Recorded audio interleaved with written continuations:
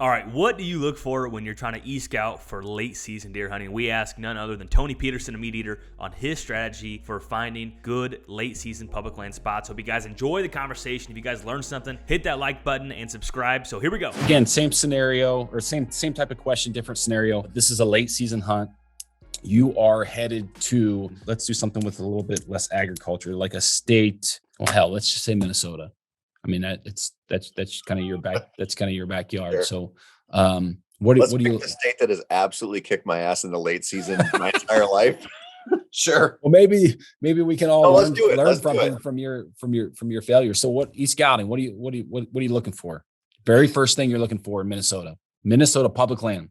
The thickest cover available. This would vary because Minnesota is a pretty diverse state. You got a lot of kind of grasslands and cattail sloughs to the west. You got deciduous forests and bluffs southeast, and northeast. You've got real big woods, so it's pretty diverse. But I just know what's the disadvantage you have. It's after a pretty intense gun season, like a lot of us deal with. So 20% of the deer are in the freezer or whatever, and they're not tolerating mistakes. Like they're like, I'm done with your BS. Like, you got to be on your A game or you're not going to get me. So there's a downside to that. The upside is everybody has given up. There's no bow hunting pressure out there. The gun seasons are over. And so you do just generally have a lot of woods to work with and a lot of land to work with against the deer and not have to worry about such a high prevalence of other hunters in there. It'll depend if there's grouse or pheasant hunters or whatever, but you look at that and go, okay, that's a benefit.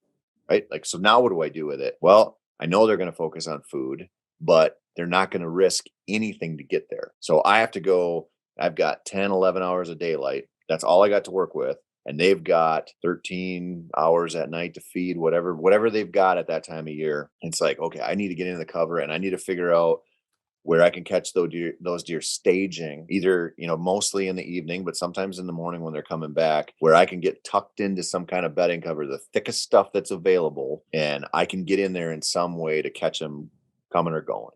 I go kind of right back to like my October pattern. A lot of time is just hunt staging areas. They stage real hard in the late season because they do not want to go out in the open and risk anything. And this is ubiquitous across heavy hunted states everywhere. I think like they figure that stuff out. And so now your job is to like really be a ninja, get in there, not make any noise, be as quiet as you can, play that wind, like do everything right and get into the cover with them. Sneaking into that stuff in the late season, man, is it difficult? You don't have any cover to deal with. All the foliage is down. Things are crunchy when the ground is cold. A lot of times you're walking on frozen snow. Is there any tips or advice you could give anybody to kind of help not sound like a freaking human? Well, this is a really hard thing to do. And this is one of the reasons I like having lots of spots. I don't like limiting myself because let's say you get that crunchy snow, which you're going to get, right? Like in a lot of these states, you're going to get that. Or if you're a little farther south, you might have frozen leaves that function the same way. And you go,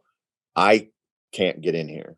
Like if I go in here, they know it and it's over. And so you tend to be a little more surgical and go, when is it going to be warm enough mid-afternoon that I can get in there and be quiet, take my time? Or when is the wind going to just work for me here? Like, so it's not blowing back into the cattails where they're bedded. I mean, you sometimes just got to go like, I'm not hunting this spot until it sets up for me. And that can be maddening because it might be a week or 2 weeks, or you just might not get it. But if you're trying to get in there on that stuff when it's crunchy, or you're just like going to give yourself away, it's just not worth it. But, if you have enough spots and you're like, okay, the place I want to go to so bad, like I'm going to blow that up and I don't want to. But I got this other spot here where I can probably hop rocks on this creek to get in and just stay low and use the noise of the creek or something. Like if you have other options like that, then you can still hunt. And it might not be your like primo option, but you're still going. I'm pretty religious about that because when I get time, I'm like, I want to go hunting. But I hate feeling like I'm going in blowing something up. You know what I mean? So like and if you don't have that option and you have the time to hunt and you want to hunt, you can talk yourself into it. And everybody does this. Absolutely. But